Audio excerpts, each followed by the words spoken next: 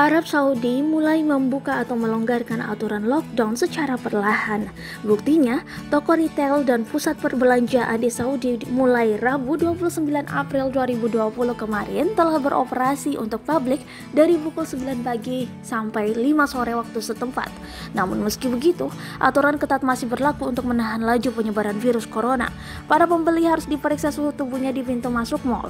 Jika ada yang suhu tubuhnya lebih dari 38 derajat Celcius, maka dia harus segera dibawa ke pusat medis terdekat.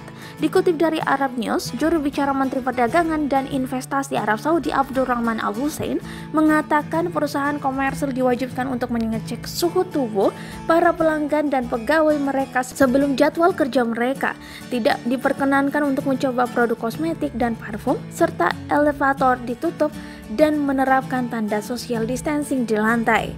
Selain itu, anak di bawah 15 tahun tidak diperkenankan masuk ke pusat perbelanjaan. Begitupun orang yang lanjut usia dan orang dengan penyakit kronis seperti sakit jantung, paru-paru, ginjal, dan imunitas diminta untuk tetap tinggal di rumah. Meski telah longgar, kafe dan restoran masih ditutup. Begitupun ruang ganti pakaian dan tempat sholat.